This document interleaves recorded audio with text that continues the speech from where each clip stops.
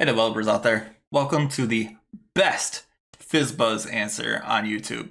Maybe it is, maybe it isn't. I haven't seen all the FizzBuzz answers, so I can't know that for certain. But I'm going to tell you guys why I think this is the best one. For one, it's because with FizzBuzz, it's kind of a relatively simple question that tests your understanding of logic. You may see it in like simple starter interviews. You probably won't see it at like a big company unless you get into some use cases we're going to be talking about. Once you solve the three main cases, it's kind of like dies there and doesn't go much further. And you get just like a little simple logic check and it does your little prints for you and everything's cool. Where it really kind of falls apart is if you try to add in more numbers. So I'm going to talk about that situation that could occur and why the answer that I'm going to give is a little bit better. Which, sure, FizzBuzz might be like a beginner problem, but eventually as a beginner, you're going to want to get better. To do that, it really helps to be aware of some of the problems that you'll encounter earlier on than once you get a job and then you run into this stuff and then your manager is like, how come it's taking you so long to modify this code? Or how come there's this big bug when we put in this input value? Or why does this algorithm take so long? Customers are complaining about the response time. And again, that's why this answer, I feel, is one of the better ones, because it helps you to think long term like an actual software developer would. So we're going to get right into it. So the basic FizzBuzz question is, for each multiple of 3, print fizz instead of the number. For each multiple of 5, print buzz instead of the number. And numbers that are both multiples of 3 and 5, print FizzBuzz. And if it's anything else, just print the number. All right, now that we explain what the problem is, we'll actually write the code real quick to solve this. To do that, first we'll want to loop through the numbers 1 to 100. So we'll do a for loop and a for I in range, starting at 1 and going to our stop integer of 101. But Python actually goes 1 lower than that because computer science, you start counting at 0. For instance, if this was for I in range 5, you would get numbers 0 to 4. So we actually got to go 1 higher. And then we will do our checks for the multiples. If something is a multiple of 3, that means that that number divided by 3 will have a remainder of 0. And you can do that by using the modulus operator in Python, which is just if I modulus 3, so the percent sign equals 0, print fizz. Else if the number is a multiple of 5, print buzz. And then if we're just going in the logical order of how this is listed in the problem, then naturally you would think if I is modulo of 5 and I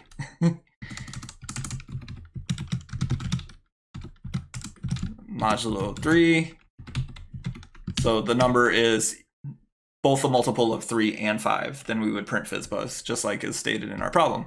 So print FizzBuzz. And then our last condition is just print the number. We'll go ahead and run this, even though I know it's not actually going to print FizzBuzz, and I'll tell you why once we run the code. So here we have our terminal output. Let's scroll up to the top here where you guys can recognize things, and we'll make this a little bit bigger. Looking at the output of our code, we have 1, 2, 3. Instead of 3, we printed fizz, just like the problem said. 4, 5, we printed buzz. The first number that'll be a multiple of both 3 and 5 would be 15. And you can see here we actually have fizz. And that is because these if statements check in the order that they're defined, meaning that the number 15 is a multiple of 3, and it will actually print fizz first. So this actually needs to be moved to the top. Go ahead and do that right now. Meaning it will check the condition where it's both a multiple of 3 and 5 first, and then it will go down from there. Then we don't need this anymore. We could leave this as if, because this isn't going to need to fall through ever.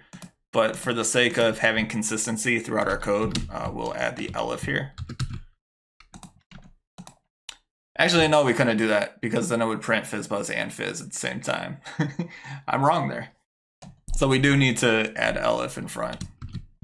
We rewrote our code and now we can see that FizzBuzz is being output for the value of 90, which is a multiple of 15, you know, a multiple of 3 and a multiple of 5.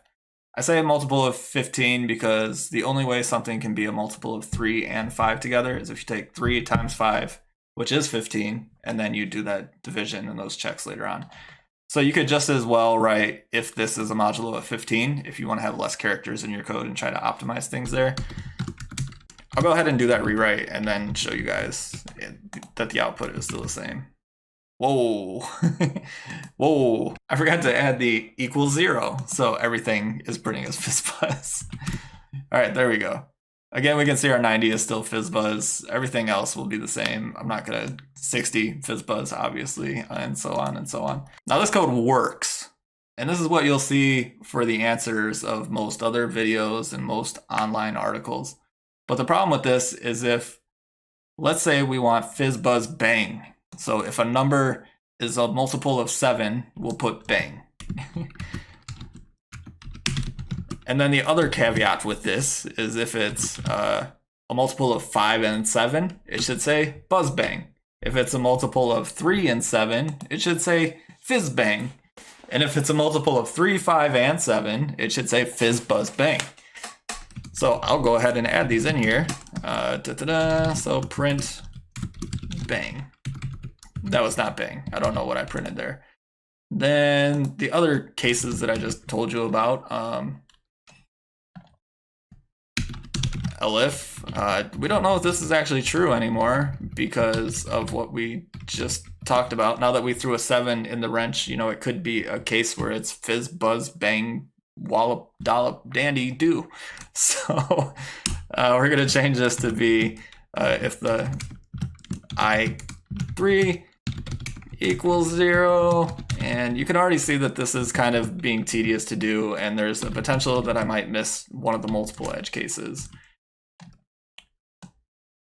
And then we want to copy this because we don't know if 3 and 5, once you throw 7 in there, if you're going from I in range 1 to 1,000, because the customer came back to us and wanted this extra functionality in their code, and we need to make it cleaner to satisfy the customer and all this other stuff like you would have in real software development once you make it through all your code training.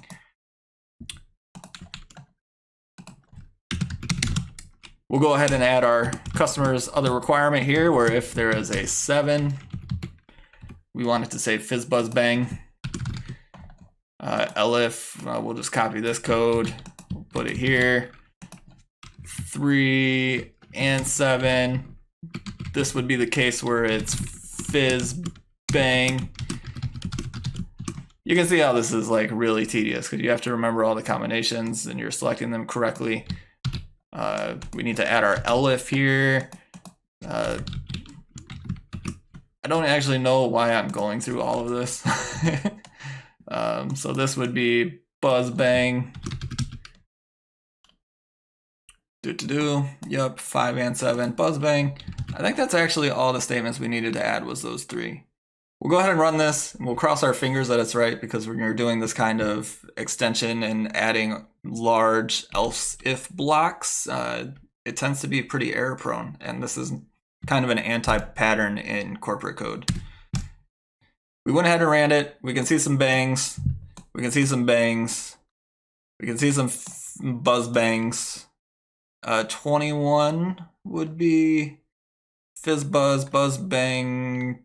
21, I think, would be something we want. Would be fizz bang. So we want fizz bangs. So there you can see fizz bang. I don't think we're actually going to see fizz buzz bang until, what, 35 times 3. We'll go ahead and set this to 106, where 3, 5, and 7 all kind of multiply together, and that would be like the first case of fizz buzz bang that we would see, which we can see it there, meaning that our crazy long if, elif lines work, but this is extremely not ideal. Since this isn't ideal, when you're learning to code, you want to learn how to code in an extensible way. You can do this through design patterns, just coding a lot and figure out what becomes troublesome as you do it, meaning this will mostly get simpler with experience. But I'm going to go ahead and change this code to actually make it extensible for the things that we just talked about, and then I'll show you why that's kind of better. I'm going to go ahead and do that coding off camera, and I'll be back. And we're back, ladies and gentlemen, and we have cleaner code that is extensible for new customer requirements. As you can see, it's a little more complicated to read. We have this modulo list data structure, and it has our same kind of FizzBuzz thing in it. We have our same loop from before. We initialize a print string. The reason we do this print string is because then we can concatenate values together instead of hard coding the prints.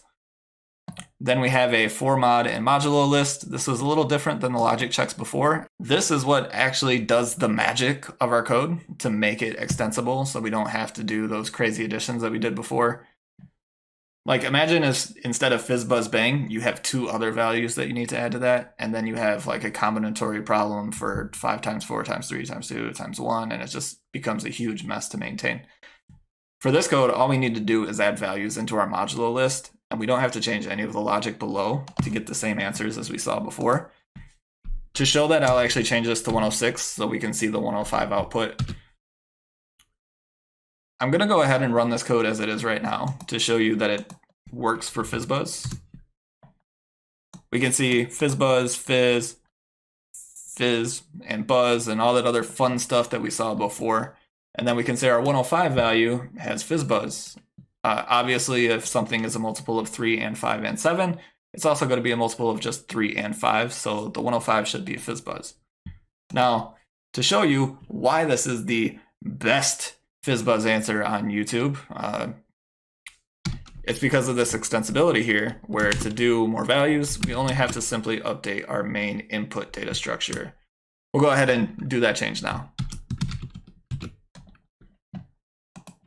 All right, now I added bang at 7. We have our 105 value as before. When I run this, this print string plus equals mod will do the buzz plus bang if it's 5 and 7. It will do the fizz plus bang if it's 3 and 7. And then it will do all those other fun checks that we were doing before.